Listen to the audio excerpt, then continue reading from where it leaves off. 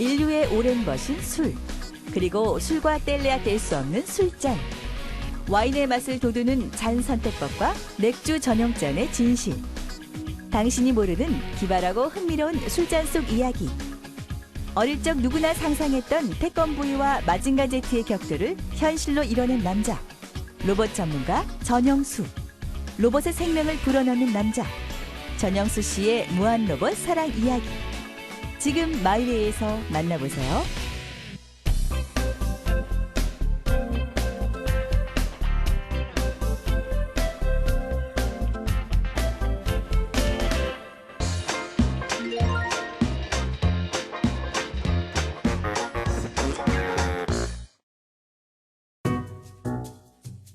인류는 곡물을 발효시켜 맥주와 막걸리를, 포도로는 와인과 샴페인, 그리고 발효주에 열을 가해 증류주를 얻었습니다. 인류의 오랜 벗인 술, 그리고 이를 담는 잔에는 그 유구한 역사에 맞게 풍부한 내공과 스토리가 배어 있는데요. 특히 이 유혹적인 액체를 머금는 잔의 디자인은 단지 맵시를 위한 것만이 아닙니다. 인류는 술의 종류에 따라 맛을 극대화하기 위해 잔의 모양을 빚어내고 진화시키고 그에 따른 이야기를 엮어냈죠. 술을 맛있게 즐기려는 인류의 노력은 기발하고도 재밌는 술잔들을 탄생시켰고, 각양각색의 잔이 품고 있는 미학과 과학의 절묘한 조화는 생각보다 훨씬 흥미롭고 깊이가 있습니다. 지금부터 술잔이 전하는 향긋한 이야기에 기분 좋게 취해볼까요?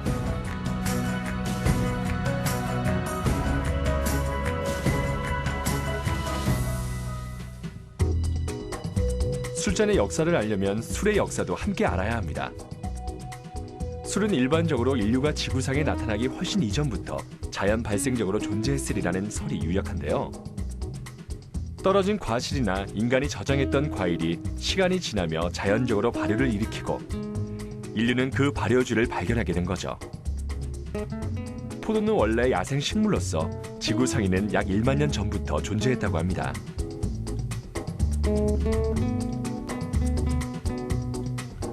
여러 가지 역사적 사실을 통해 볼 때 인류 최초의 술은 포도주, 즉 와인이었을 거라 추측되는데요.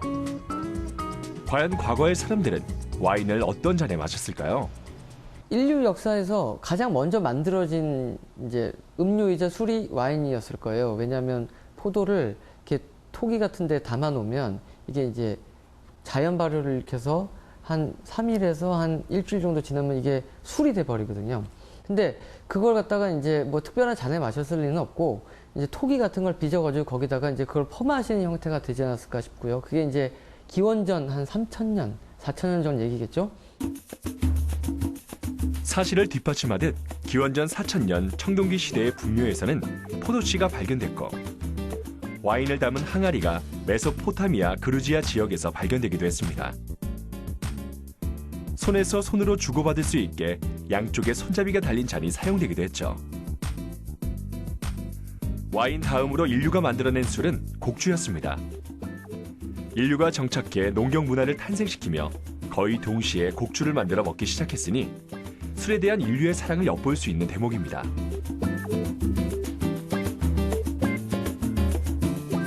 곡주의 시초는 서양의 경우에는 보리술, 동양의 경우에는 쌀술이었을 것으로 추측하는데요.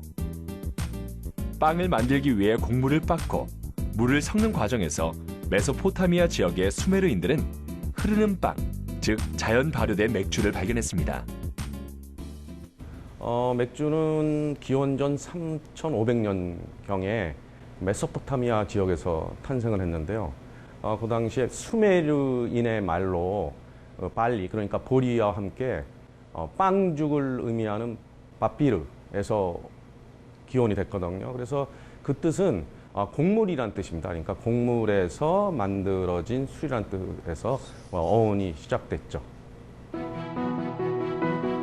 고대 벽화를 보면 맥주를 마시는 장면이나 빚는 장면을 자주 볼 수 있는데요. 이집트 벽화에 나와 있듯 이 시대의 술잔은 넓적한 형태로 토기로 빚어졌을 거라 추측됩니다.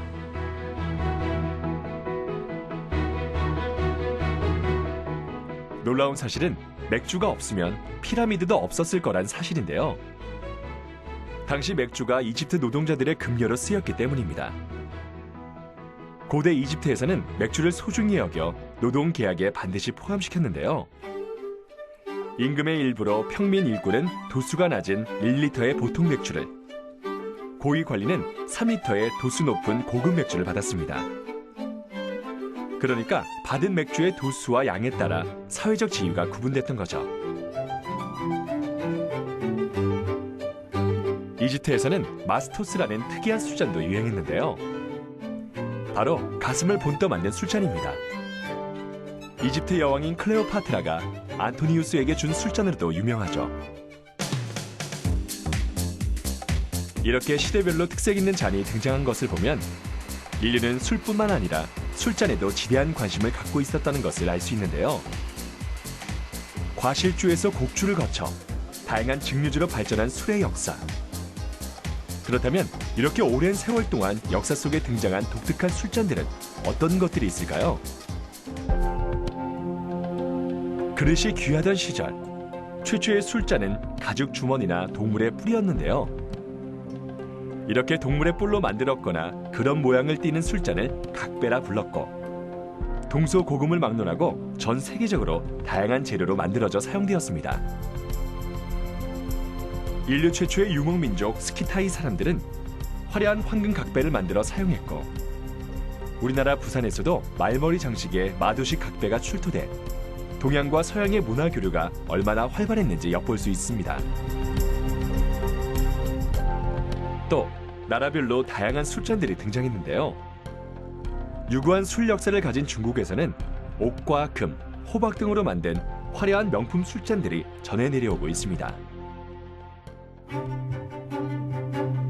우리나라 신라시대에는 포석정에 띄우는 술잔이 유명했는데요. 이는 유상 곡수놀이라 하여 구불구불한 수로에 술잔을 띄워보내면 와류 현상에 의해 한 지점에서 더 이상 떠내려가지 않고 맴돌았는데요. 그럼 그 앞에 사람이 시를 읊어야 했죠. 우리 조상의 지혜를 엿볼 수 있는 또 다른 술잔이 있으니 바로 신비의 술잔 개영배입니다. 1700년대 뛰어난 도예 기술로 유명했던 도공 우명호. 독일을 팔아번 엄청난 돈을 모두 술과 여자에 취해 탕진했는데요. 그러던 어느 날 폭풍우를 만나 혼자 구사일생으로 살아납니다. 그 후 지난날의 교만과 방탄함을 반성하며 술잔 하나를 만들어 스승에게 바쳤는데요. 이게 무슨 잔인가? 개영배라는 술잔입니다. 그게 무슨 뜻인가? 지나침을 경계하는 잔이란 뜻입니다. 개영배는 잔에 7알 이상 술을 따르면 모두 밑으로 흘러버리는데요. 이는 사이펀의 원리로 잔 속에 관을 만들어 그 관의 높이까지 술을 채우면 새지 않으나 관의 높이보다 높게 술을 채우면 관 속과 술의 압력이 같아져 수압차로 술이 빠지는 거죠. 개영배만큼 많은 과학적 비밀이 담겨있는 술잔이 바로 와인잔인데요. 그렇다면 현대의 와인잔은 어떻게 탄생하게 됐을까요? 유리가 등장하면서 와인잔의 모양에 커다란 변화가 생겼는데요. 좁고 보석이 박힌 복잡한 형태에서 현대의 긴 다리 위에 큰 볼을 얹은 모양의 심플한 크리스탈 잔으로 바뀐 거죠. 그렇다면 와인잔은 왜 심플한 형태로 바뀌게 된 걸까요? 와인은 종류마다 각기 다른 고유의 향을 가졌기 때문에 알맞은 와인잔을 사용해야 더 깊은 향을 음미할 수 있는데요. 잔이 와인의 향을 잘 담을 수 있어야 향에 따라 좌우되는 와인의 맛을 제대로 느낄 수 있는 거죠. 그렇기 때문에 대부분의 와인잔들은 깊고 둥글게 파여있는 기본적인 현대의 와인잔 모양을 갖추고 있는데요.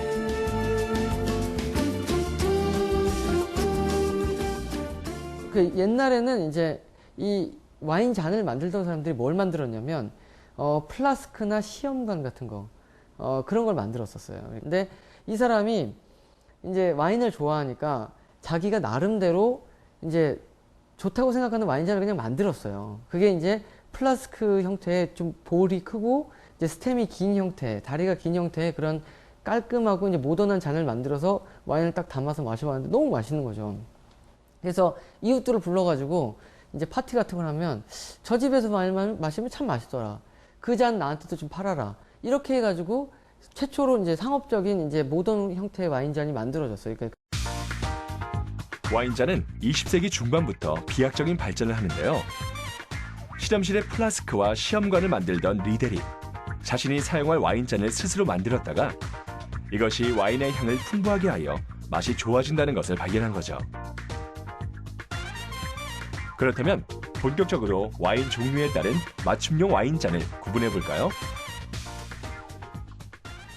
레드 와인잔은 또 두 가지로 나뉘어지는데요. 크게는 하나는 보르도 스타일의 와인잔과 하나는 두 번째는 이제 부르고뉴 스타일의 와인잔이 되겠습니다. 보르도 스타일의 와인잔은 좀 이제 화이트 와인잔을 좀 키운 것 같은 느낌인데 좀 더 세로로 날렵하고 좀 이제 볼이 좀 크고, 그 다음에 이제 부르고뉴 스타일의 와인잔은 좀 더 옆으로 퍼져 있어요. 그러니까 좀 더 뚱뚱하고 풍만한 형태. 그리고 입구가 좁아서 충분히 이제 그 향을 좀 가두는 역할을 하게 되는 거죠. 보통 이제 부르고뉴 스타일의 와인은 좀 더 이제 과일 향이 좀 더 풍부하고 다양하기 때문에 그 향을 느끼기 위해서 좀 더 넓적한 잔을 쓰는 게 일반적으로 맞다고 보는 거죠. 와인이 입안으로 들어오는 순간 혀의 어떤 부분에 먼저 접촉하는지에 따라 그 맛이 달라지기 때문에 와인잔은 입구의 넓이도 중요합니다. 스파클링 와인잔은 단숨에 마실 수 있게 튤립형으로, 화이트 와인잔은 와인이 상큼한 맛을 느끼는 혀의 앞부분에 먼저 닿도록 레드 와인잔보다 입구가 덜 오목하게 만들어졌고, 레드 와인잔은 크고 오목해 와인이 텁텁한 맛을 느끼는 혀의 안쪽에 먼저 닿게 하죠. 이처럼 와인은 종류에 따라 맞는 잔이 따로 있는데요. 이렇게 와인을 잔에 따라 흔드는 과정을 거치면 와인의 향이 확 피어올라 맛도 풍부해지고 마치 굉장히 진한 꽃향기를 맡는 느낌이랍니다. 제일 유명한 잔은 리델의 소믈리에 시리즈라는 이제 클래스인데요. 볼도 크지만 부딪혔을 때 소리도 굉장히 아름답고, 그 다음에 이제 또 얇아서 또 좀 잘 깨지고 그래요. 그래서 명품이지만 굉장히 소중하게 다뤄야 되는 그런 부분이 있는 거죠. 그리고 요즘은 그거에 한술 더 떠서 소믈리에 블랙타이 시리즈라는 이제 잔이 나왔는데, 그 잔은 이제 좀 더 그러니까 스템이 좀 더 길고, 그 이제 스템 부분이 검정색으로 그 검정색 그 색깔을 넣어가지고 좀 더 미적으로 아름다운 느낌의 그런 클래스가 있는 거죠. 그게 이제 세계적으로 가장 유명한 와인 잔이라고 보시면 될 것 같습니다. 그렇다면 세계인들이 사랑하는 일상의 술 맥주는 어떨까요? 언제부턴가 전용잔이 따로 생기기 시작한 맥주. 맥주잔의 숨은 비밀을 풀고자 전문가를 찾았습니다. 유럽에서는 맥주를 마실 때 전용잔을 사용하는 것이 마치 불문율처럼 여겨진다는데요. 130여 개국을 여행하며 다양한 맥주를 연구한 전남대 문화인류학과 이기준 교수를 만났습니다. 사실 맥주잔을 가장 소중하게 여기는 나라는 벨기에입니다. 그러니까 벨기에는 맥주의 박람회장 같은 곳이거든요. 그러니까 수많은 맥주가 있는데 벨기에에서는 반드시 모든 맥주는 거기에 맞는 전역잔을 사용합니다. 그래서 벨기에 맥주잔은 수백 개가 넘죠. 예. 라고 반드시, 그리고 독일도 마찬가지고 뭐 체코도 마찬가지고 맥주 강대국들은 자기의 그 전용잔이 있어갖고 반드시 거기에 따라 먹는 문화가 있거든요. 맥주는 전 세계 2만여 종 이상이 주조될 만큼 최고의 전성기를 누리고 있는데요. 공통점은 반드시 잔에 따라 마셔야 그 맛을 제대로 느낄 수 있다는 점이죠. 전용잔은 최상의 온도를 맞추고 특유의 향을 살리면서 풍부한 맛을 더합니다. 또 생맥주잔은 손잡이 유무에 따라 담기는 맥주의 종류가 달라져야 한다는데요. 보리 맥주의 경우 손잡이가 있는 잔을 이용해 마셔야 하고, 반대로 밀맥주를 마실 때는 손잡이가 없는 잔으로 마셔야 합니다. 밀맥주의 경우 체온이 전달되면 풍부한 향이 살아나는 반면 보리맥주는 오히려 향이 잔 밖으로 날아가기 때문입니다. 맥주는 이제 중요한 게, 일반적으로 광고를 보면 캔이나 병을 따고 그대로 마시는데 그거는 잘못된 겁니다. 맥주는 반드시 이제 잔에 일단 따라야 되는데, 왜 그러냐면 잔에 따르게 되면은 거품이 생기죠. 그러니까 맥주의 거품은 굉장히 매우 중요하거든요. 그래서 맥주를 따르면 거품이 생기는데 이 거품이 맥주가 산화되는 걸 막아줍니다. 근데 만약에 그 캔에 그대로 마시면은 그냥 공기가 이렇게 주입돼 갖고 맛이 금방금방 떨어지죠. 그래서 반드시 맥주는 잔에 따라 마셔야 됩니다. 두께가 있는 텀블러 형태의 잔은 두꺼운 유리를 사용해 손의 온도가 맥주에 전해지는 것을 막아 맥주가 차갑게 유지되게 하는 것이 특징이고, 또 모양이 가늘고 긴 필스너 형태의 잔은 호프의 아로마를 잘 전달하도록 보완되었고 거품이 오래 유지됩니다. 또 발과 자루가 있는 고블릿 형태의 잔은 손으로 맥주를 빨리 덮일 수 있어 맥주의 향의 발산을 도와준다고 하네요.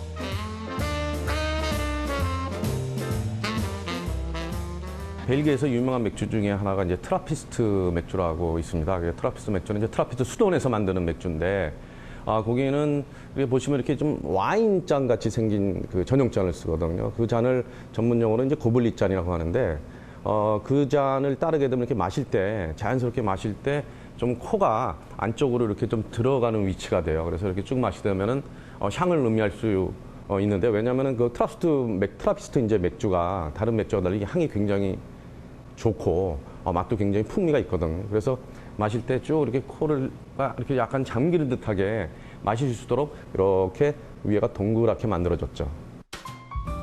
맥주를 맛있게 마시려면 모양뿐 아니라 잔에 따르는 방법도 중요합니다.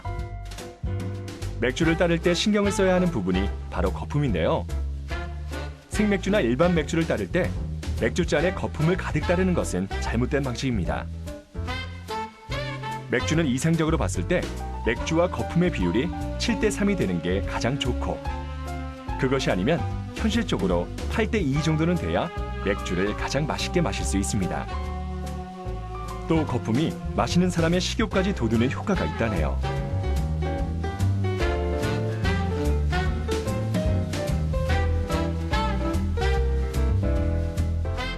좋은 맥주는 맥주를 마실 때까지 끝까지 거품이 남아 있습니다. 그래서 자연스럽게 어떤 그 약간 좀 일반적으로 싼 맥주 같은 경우에는 따르자마자 맥주가 이제 몇 초 있다가 없어지는데, 거품이 없어지는데, 좋은 맥주들은 거품이 끝까지 남아 있게 만들어졌거든요. 왜냐하면 그래야지 끝까지 그 맥주의 산화 방지 그 효과가 있잖아요. 그래서 자연스럽게 마실 때마다 우리가 마시는 흔적이 생깁니다. 그 흔적을 그 엔젤링이라고 보통 부르는데, 그래서 좋은 맥주를 마시다 보면 자연스럽게 이렇게 물결같이 한 7개, 예를 들어서 마시고 나면 7개의 어떤 그런 모습이 있다고 본다면 7개 엔젤링이 생긴 거거든요. 그러면 내가 이 맥주를 7번에 걸쳐서 마셨구나, 이렇게 알 수 있는 거죠. 그렇다면 술잔은 왜 술의 종류마다 제각각인 걸까요? 술잔의 크기에도 과학의 지혜가 숨겨져 있는데요. 양주와 소주, 맥주를 같은 양을 마신다면 알코올이 많이 들어간 독주일수록 빨리 취하지만, 잔으로 따지면 얘기는 달라집니다. 바로 각각의 잔마다 한 잔의 알코올 양은 큰 차이가 없다는데요.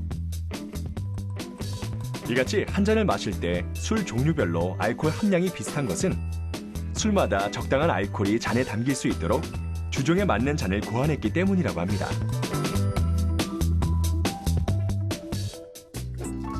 일상의 평범한 술잔 속에서 발견한 재미난 비밀.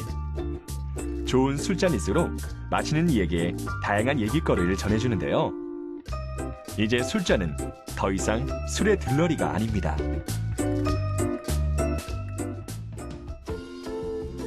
술맛을 극대화하는 기능과 디자인을 갖추고 오랜 세월 자신만의 매력을 갈고 닦은 술잔. 어떤 잔에 따라 마시는 것이 좋은지 조금의 지식만 갖추고 있어도 술을 마시는 즐거움이 배가 될 것 같은데요. 이 작은 지식이 술의 맛을 180도로 바꿔놓기 때문입니다. 그리고 기본적인 술잔 정도는 집에 구비해 두시는 것도 작은 센스겠죠? 전 세계적으로 그 존재감을 입증하고 있는 술잔. 마지막 정리 한 줄. 술은 제 잔에 마시는 것이 정답입니다.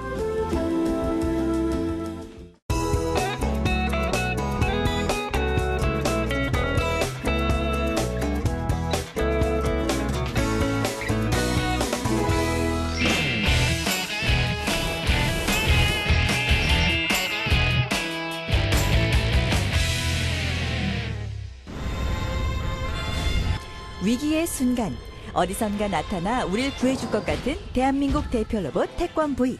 그리고 태권브이와 함께 절로 떠오르는 일본 대표 로봇 마징가 제트. 태권브이와 마징가 제트가 싸우면 누가 이길까라는 귀여운 상상. 어릴 적 누구나 한 번쯤 해봤을 텐데요. 그런데 이런 상상이 현실에서 실제로 일어났습니다. 세계적 로봇 대회에서 태권브이가 마징가 제트를 누른 1대 4건. 그 뒤엔 그를 만들고 움직인 로봇 박사 전영수 씨가 있었습니다. 태권브이 만화를 보며 과학자를 꿈꾸던 소녀는 20년 후 로봇 전문가가 되었는데요. 로봇의 생명을 불어넣은 남자, 전영수 씨의 무한 로봇 사랑 이야기가 시작됩니다.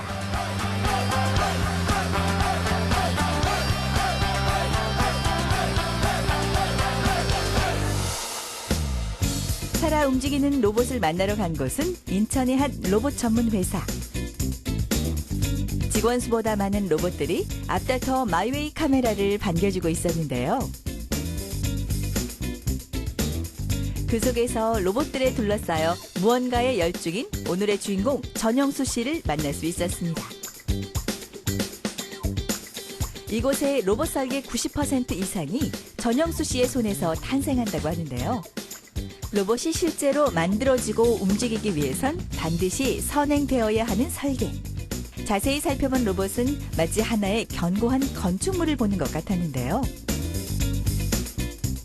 사람같이 생긴 로봇들이 막 그 사람하고 교감하면서 뭐 복싱을 하거나 격투를 하는 그런 로봇들을 좀 실존하는 로봇으로 좀 만들려고 지금 설계를 하고 있습니다. 설계를 기본으로 가상의 3D 공간에서 실현 가능한 움직임을 구상하고 디자인하는 단계인데요. 바로 이 설계 과정에서 가장 많은 시간과 공이 들어간다고 합니다.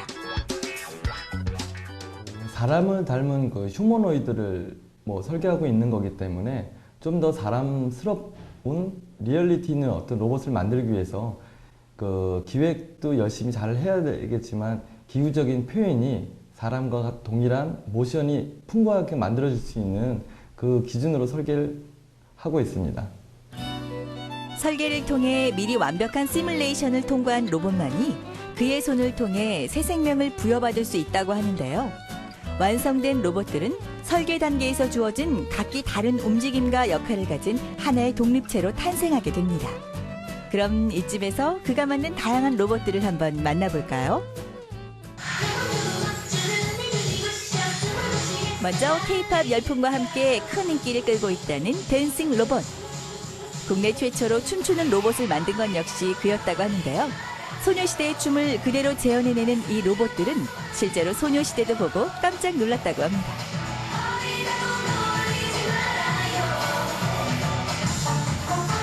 군무를 추는 로봇들의 춤 실력이 무대 위 소녀시대의 모습을 그대로 옮겨놓은 것 같죠? 그리고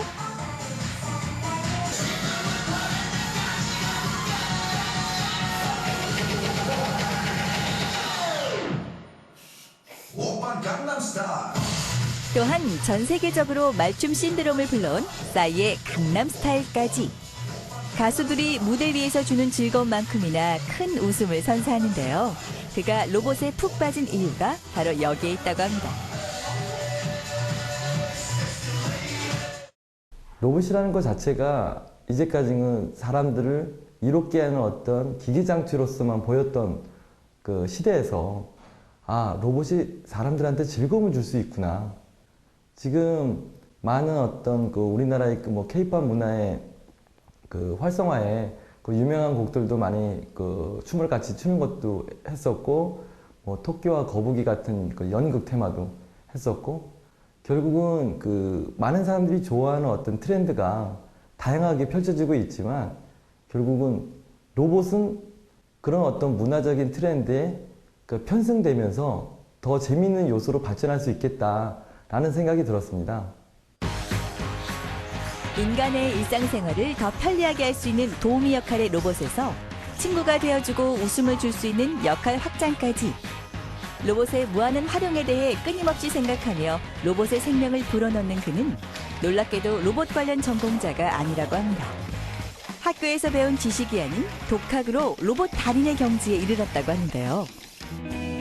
유년 시절 과학자를 꿈꿨던 그는 로켓을 만들기 위해 무려 3번이나 집에 불을 냈다고 합니다.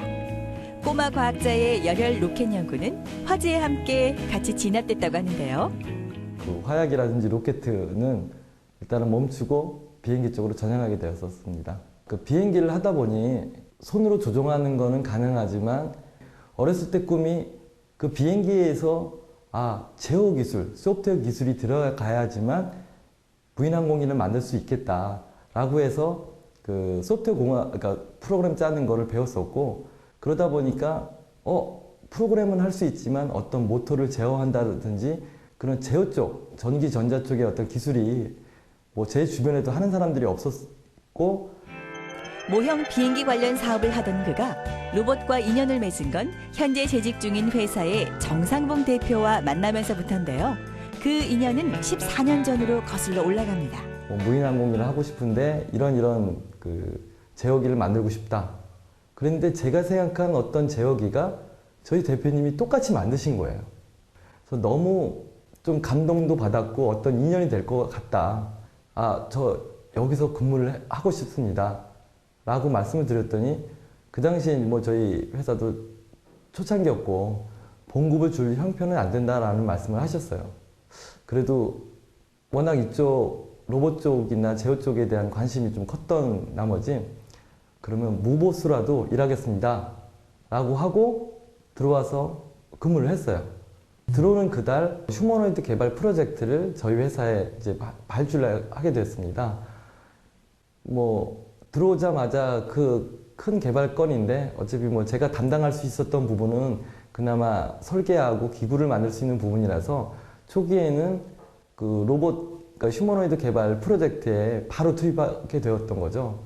그래서 첫 달서부터 봉급은 받기 시작했습니다.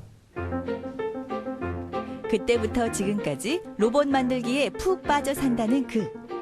다 큰 어른이 장난감이나 갖고 논다며 혀를 끌끌 차는 어르신들도 계시지만 그래도 멈출 수 없는 로봇의 매력이 있다고 합니다.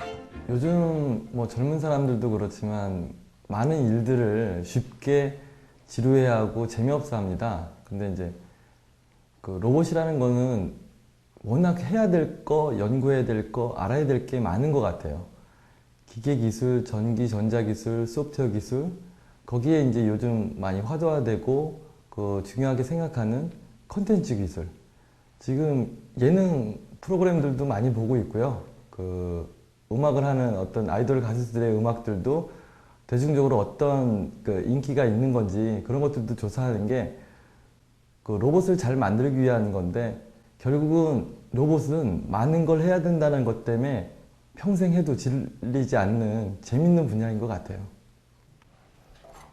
그에게 로봇은 무한의 도전이자 인생 최대의 이슈였습니다.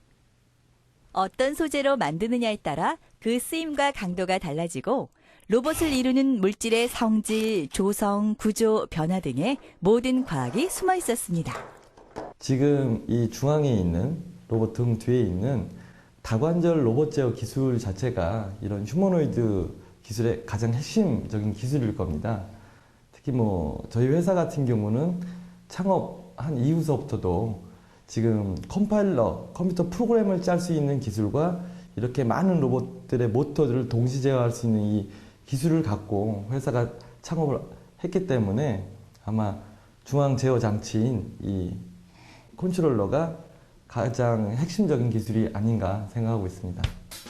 휴머노이드 핵심 기술로 만들어진 로봇은 전영수 씨의 현재이자 미래의 꿈이라고 하는데요. 그의 이런 로봇에 대한 애정은 대한민국은 물론 옆나라 일본도 놀라게 할 결과를 가져옵니다. 로봇 시장이 크게 형성돼 있는 일본에서 당시 한국의 로봇 기술력은 명함도 못 내밀 정도였다고 하는데요. 하지만 그의 등장으로 분위기가 역전됐습니다. 2005년 일본 로보원 대회에 당연한 승리를 예상했던 마징가 제트가 전영수의 로봇 태권브이에 완패한 것.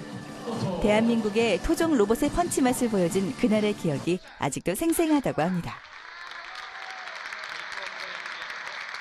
優勝はですね、韓国チームですね、鉄拳 V。はい、そうでしたね。 예, 그 일본 로봇 대회는 총 3회 만에 우승을 하게 되었고요. 그 3회 우승 당시에 그 결승전에 일본의 마징과 또 한국의 태권브이가 붙어서 그 한국의 그 로봇 캐릭터가 우승했다라는 거로도 너무 기쁜 감정을 갖고 있고요. 근데 당시 우승했을 때 우승 끝난 이후에 그 일본의 어떤 그 결승전의 팀과 심사위원들이 다 고개를 떨구면서 막 한탄하는 모습들이 상당히 좀 미소 짓게끔 하는 상황이었었습니다. 멋진 승부를 보여준 로봇 태권브이는 이례적으로 일본의 로봇 전문 잡지 표지까지 장식하며 큰 화제를 불렀다고 하는데요. 이후 대회만 나갔다 하면 상을 휩쓸었다는 그가 만들어낸 대한민국 로봇 신화 덕에 몇 년 전에 한국 로봇게임협회 회장직까지 맡았다고 합니다. 지금 국내외 많은 로봇 대회를 만들고 또 서포트하면서 약간의 어떤 불합리한 점들을 좀 보완해서 로봇을 처음 하는 사람들도 즐겁게 참가하고 즐길 수 있는 아이디어와 그 즐거움을 함께하는 어떤 로봇 게임 문화를 만들고 싶은 거고요. 게다가 또 저뿐만이 아니라 이제 로봇을 오래 했으면서 많은 어떤 기술력을 보유하고 있는 사람들이 초보자들의 그 로봇을 하는 초보자들한테 많은 어떤 기술 전파를 통해서 한국의 로봇 기술이 좀 더 발전할 수 있는 그런 어떤 문화의 전도사처럼 활동을 하려고 하고 있습니다. 그의 본격적인 로봇 문화 전도사 활동이 시작됐습니다. 그 무대는 바로 세계 3대 로봇 전시회 중 하나로 꼽히는 로봇월드. All About Robots, 로봇의 모든 것을 주제로 역대 최대 규모로 개최된 2013 로봇월드는 지난 2006년부터 시작됐는데요.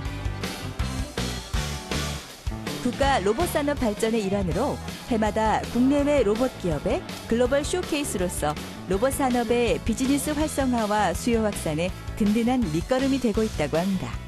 이런 행사에 그가 빠질 수 없겠죠. 고생 많으시네. 네. 어떻게 요새 뭐 개발하시냐고 늘 바쁘신데. 아니 그 목포대학교 애들이 한걸 너무 어렵던데요? 아니 그러니까 저게 기술적으로 그렇게 어려운 게 아니라 좀 매달리면 되는데 애들이 다들 초보라서 그래. 행사장을 찾은 사람마다 그를 알아보고 인사를 건네는데요. 아이고 안녕하세요. 거의 로봇계의 아이돌 수준. 반평생 로봇에 쏟은 시간이 헛되진 않은 모양입니다. 대회에 나오셔도 대회 같은 데 있으면 찾아가셔가지고 항상 학생들한테 더 가르쳐 주시려고 하시고, 오늘도 사실 첫날 힘들어하던 학생들이 전인사님이 도와주시면서 정말 실력이 많이 늘고 있거든요. 그래서 현장에서 배우는 게 훨씬 빨리 배울 수 있다고 생각하시고 그런 지원을 아끼지 않으신 것 같아요. 이런 그의 열정 때문일까요? 행사장에서 그가 만든 로봇들로 꾸민 부스는 오늘도 역시 만원사례입니다. 단순히 게임만이 아니라 아이들 교육용 과학 교구로도 쓰이는 로봇들은 남녀노소 누구에게나 큰 관심을 끌었는데요. 에너지의 변화에 화학이 있고 로봇의 움직임엔 물리가 있고 그 움직임을 만들기 위해 전기 전제가 필요하다는 사실을 로봇을 통해 배웁니다. 그리고 이런 로봇을 알리기 위해 고군분투하는 전영수 씨. 외국인에게도 예외란 없습니다. This robot development. Okay, it's your. Okay. Or I think that's perfect. They dance and they dance too. Dance. 그리고 또 다른 손님. 얘들아 안녕. 그가 멘토링해주고 있는 국민대 로봇 동아리 코봇입니다. 미래창조과학부와 정보통신산업진흥원의 주관하에 이루어지고 있는 한이음 멘토링. 현업에 재직 중인 IT기업 전문가와 학생이 팀을 이루어 실무 기술이 반영된 프로젝트를 수행하게 되는데요. 이를 통해 대학생들의 현장성, 전문성, 창의성을 기를 수 있도록 지원하는 IT 인재 양성 프로그램입니다. 초기에 프로젝트 어떤 그 방향, 주제에 대한 거를 결정해 주기도 하고 실제로 그걸 구체적으로 현실화시키고 노력해서 연구하고 발전시키는 데 있어서 기술적인 도움, 그다음에 혼자가 아니라 어떤 팀원으로서 이렇게 같이 멘토링 활동을 하고 있기 때문에 그런 거에 대해서 어떤 인간관계, 팀워크를 또 잘 맞춰야 또 그게 좋은 결과도 나올 뿐더러 그런 경험을 같이 할 수 있게끔 지금 그렇게 하고 있습니다. 조언자의 입장이 아닌 한 명의 팀원으로서 활동한다는 그. 확률적으로 지금 보행 속도가 그러니까 이동하는 속도에서 그 정도라고 하면 프레임상 한 이태라는 양이 좀 컸었을 테니까 거기서 한번 팍 그러니까 변화양을 그러니까 그 멘토로서 그동안 로봇 분야에서 계속해서 출전해본 경험이 많으시기 때문에 그 로봇에서 어떤 것을 이렇게 조정을 하면 어떤 것이 바뀌는지 이런 것에 대해서 경험적인 부분을 주로 많이 이야기를 해주시기 때문에 로봇 출전하는 팀들에게는 되게 많이 도움이 되고 있습니다. 멘토링을 하나의 사명이라 여기는 그. 지금 이 친구들이 10년, 20년 후 또 한 번 마징가를 이기는 반전을 일으킬 제2의 전영수가 될 수도 있기 때문이죠. 뭐 저도 로봇을 좋아하고 기술을 좋아해서 많은 걸 하고 있지만 그리고 그 속에서도 저도 그 많은 거를 생각하고 시도해보고 싶지만 시도해서 그 실패하는 경우도 있고 실패의 원인도 알고 그다음에 실험하고 싶지만 실험해보지 못했던 것조차도 그 학생들한테 이런 어떤 방향으로 실험해보면 색다른 결과나 너희들한테 얻을 수 있는 게 있을 것이다. 그리고 나도 안 해봤던 실험이었기 때문에 너희들이 한 거에 대한 결과를 나한테 피드백했으면 좋겠다.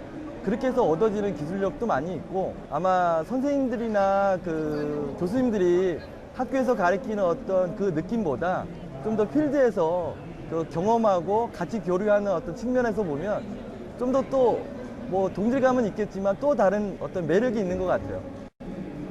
대회 준비 중인 또 다른 학생들에게 SOS 요청이 들어왔습니다. 혹시 무슨 문제가 생긴 건가요? 예, 지금 카메라가 지금 고장이 난 것 같아요.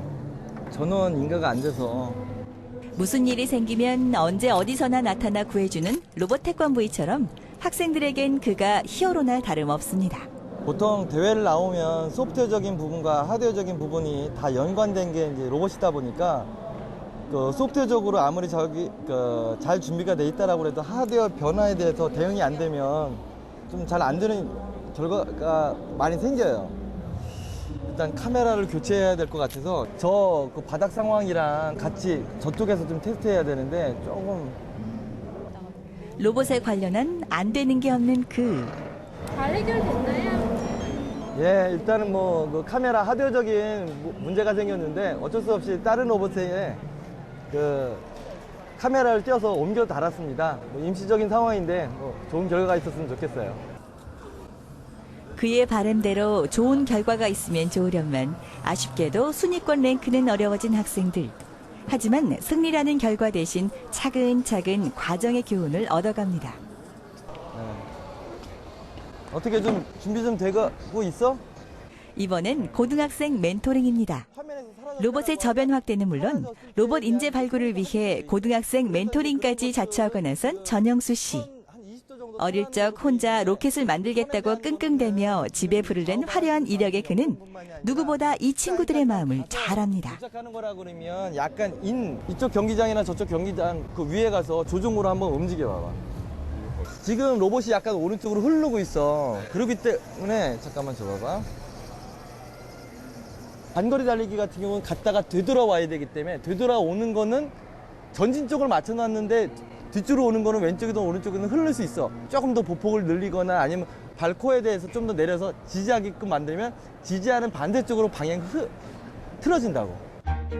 다양한 실전 경험에서 나오는 그의 조언을 통해 조금씩 업그레이드 되는 로봇을 보며 이 어린 친구들도 함께 성장하고 있습니다.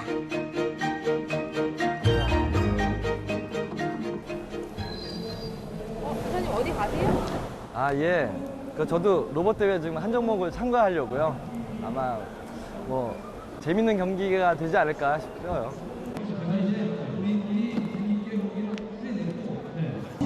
단거리 달리기 종목에 출전하기로 했는데요. 워낙 높은 그의 유명세 탓에 오히려 대회 출전이 눈치 보인다는 그. 승리를 해도 문제, 못해도 문제가 되죠. 그래서 오늘은 국내 팀이 아닌 영국 팀과 한판 승부를 내겠다는데요. 과연 승리의 여신은 어떤 로봇의 손을 들어줄까요? 일단 전진 후 출발점으로 되돌아와야 하는데요. 먼저 백스텝을 밟은 건 영국의 핑크 로봇. 결승엔 진출했지만 아쉽게도 2위에 머물고 맙니다. 예, 뭐 1위 한 게 아쉽긴 합니다만 뭐 영국 팀이 워낙 좀 잘했었고요. 항상 그 기술에 대한 건 최선을 다하는데 마지막 어떤 뭐 경기의 양상은 뭐 결과는 뭐 운에 맡기게 되는 것 같아요. 하여튼 뭐 만족스러운 경기였던 것 같습니다. 다음 날 다시 찾은 그의 사무실.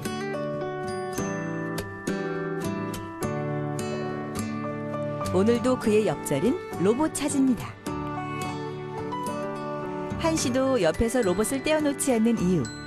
그도 그럴 것이 그는 요새 더 인간에 가까운 로봇 만들기를 구상 중이기 때문인데요. 이전까지 우리가 일상에서 쉽게 접할 수 있는 로봇은 로봇 청소기, 로봇 애완견, 장난감 로봇 등이 전부였습니다. 이런 각종 로봇의 등장 속에서 최근엔 인간의 체형을 닮은 휴머노이드 로봇을 만들어 교육은 물론 여가 생활로 즐기는 사람들이 늘고 있다고 하는데요. 영화 속에서 나오는 휴머노이드 로봇들은 겉모습은 우리와 다르지만 인간의 친구가 되어주고 가족이 되어주며 함께 감정을 공유하기도 합니다. 그런데 아쉽게도 아직 이런 로봇은 세상엔 없죠. 하지만 언제나 영화가 현실이 될 날을 꿈꾸며 인간을 닮은 휴머노이드 로봇을 만드는 이가 바로 여기 있습니다. 그 일은 전영수. 용접 기술과 지게 운전 면허증이 전부인 그가 전문 지식을 공부한 적도 없는 그가 이젠 명실상부 대한민국 최고의 로봇 박사가 되었습니다. 그에게 로봇은 어떤 의미일까요? 로봇이라는 분야 자체가 워낙 많은 기술들을 요하고 또 콘텐츠 기술이라든지 문화적인 거, 철학적인 거 많은 걸 배우고 노력해야지만 나올 수 있는 결과물이다 보니까 제 삶의 어떤 전부적인 그 인생을 한평생 올인을 해도 그만큼 그 단계별로 결론을 낼 수 있는 가장 멋있는 직업, 뭐 꿈 이상 어떤 그런 거를 의미하는 것 같습니다. 어떤 사람들은 로봇을 보고 아이들이나 갖고 노는 장난감이라고 말합니다. 또 어떤 이는 로봇을 보고 심부름을 대신해주는 단순한 기계라고 말합니다. 하지만 그는 로봇을 이렇게 말합니다. 인생의 친구가 되어줄 생명을 가진 이상이자 꿈이라고.